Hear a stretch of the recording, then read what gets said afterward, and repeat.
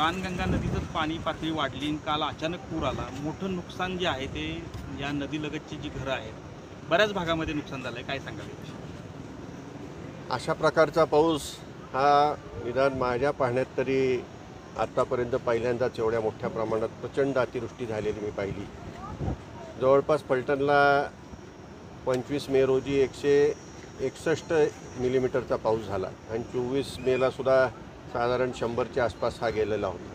त्यामुळं आमची जी काही एकंदर तालुक्याची जी काही सरासरी आहे ती जवळपास आम्ही पूर्ण केली केवळ 8 ते 10 दिवसात. आणि त्यामुळं बाणगंगा नदीलाही मोठ्या प्रमाणामध्ये पाणी आलेलं आपल्याला दिसतं आणि नदीकडेच्या ज्या काही लोकवस्त्या आहेत त्याच्यामध्ये हे पाणी शिरलेलं आपण पाहतोय.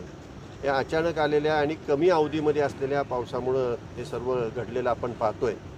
याच्या आधीसुद्धा अशाच प्रकारचा काही वर्षापूर्वी पाऊसमान होतं, पण तो एवढा नव्हता. तरीसुद्धा मोठ्या प्रमाणात त्या ठिकाणी नुकसान नदीच्या कडेच्या लोकवस्तीमध्ये झालं होतं. आणि त्याकरता जवळपास या ठिकाणी रामराजांच्या आमदार दीपकराव चव्हाणांच्या माध्यमातून ह्या ठिकाणी आपण वैशिष्ट्यपूर्ण योजनेतून एक रिटेनिंग वॉल या ठिकाणी तयार करण्याच्या दृष्टीने योजना आखली आणि त्याप्रमाणे त्याचंही काम चालू आहे.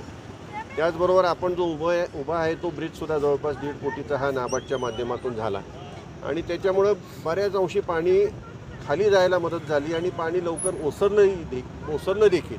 परंतु तरीसुद्धा इथून पुढच्या काळामध्ये पाणी येऊच नाही अशा दृष्टीने आपल्याला अधिक रिटेनिंग वॉलच्या माध्यमातून अधिक मजबूतीने त्या ठिकाणी काम करावं लागणार आहे.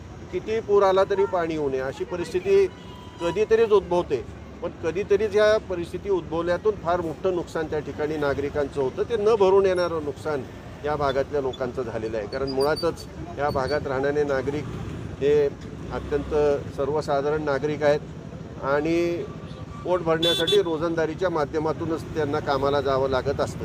त्यामुळे त्यांचं हे न भरून येणारच निश्चितपणे नुकसान झालेलं आहे. घरांचं नुकसान झालेलं आहे, काही घरं पडलेली आहे. त्यामुळे मोठ्या प्रमाणामध्ये हे पाणी आज घुसल्यामुळे जे नुकसान झाले ते भविष्यामध्ये होऊच नाहीत अशा दृष्टीने रिटेनिंग वॉलची आपल्याला पूर्तता आहे. उंची वाढवण्याची गरज पडली तर उंची वाढवून त्या ठिकाणी करावी लागणार आहे आणि असा पुन्हा प्रसंग होणार नाही याची काळजी घ्यावी लागणार आहे. तरीसुद्धा इथून पुढच्या काळामध्ये आत्ता जरी ऊन पडलेलं आपल्याला दिसतंय, पुढच्या 2-4 दिवसामध्ये आणखी कशी पावसाची परिस्थिती आहे निश्चित सांगता येत नाही. अशा प्रकारचे हवामान खात्याचे अंदाज आहेत की पाऊस आणखी काही दिवस राहणार आहे. त्यामुळं नागरिकांनी काळजी घेण्याची आवश्यकता आहे. जी धोकादायक घरं आहे या ठिकाणी पाणी येऊ शकतं, तिथं न राहता काही काळापुरतं तरी आपल्याला स्थलांतरित करावं लागणार आहे. आपल्या काही चीजवस्तू आहेत त्या घेऊन इतरत्र राहावं लागणार आहे. त्यांची व्यवस्था त्या ठिकाणी केली जाईल. आपण काही शाळासुद्धा उघडून दिलेल्या आहेत, त्या शाळांमध्ये ते येऊन काही काळ राहू शकतात. शाळेला सुट्ट्या आहेत त्यामुळे तेही कुठल्याही प्रकारची अडचण नाही. पण एक मोठ्या प्रमाणात अतिवृष्टीमुळे हे झालेलं नुकसान आपण पाहतोय ते पुढच्या काळात टाळण्याच्या दृष्टीने त्या ठिकाणी रिटेनिंग वॉल हाच एक खऱ्या अर्थाने फार मोठा त्या ठिकाणी पर्याय आणि तो आपल्याला करावा लागणार आहे. हे झालेलं नुकसान मात्र निश्चितच न भरून येणारं नुकसान आहे, मोठ्या प्रमाणात झालेलं नुकसान आहे. शासनाने सुद्धा यामध्ये लक्ष घालून ती घरं कायदेशीर आहेत बेकायदेशीर आहेत कुठलेही न पाहता त्या ठिकाणी सर्वांना नुकसान भरपाई मिळेल अशा दृष्टीने त्या ठिकाणी शासनाने सुद्धा उपाययोजना करणं आवश्यक आहे.